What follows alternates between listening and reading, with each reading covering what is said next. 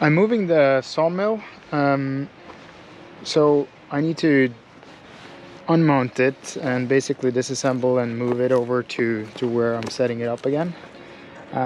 And if you look here, this is what you need to do. So I'm actually have only used one of the bolts that you're supposed to use, but still it requires tooling. So both a hex key, but also on the other side is a normal nut.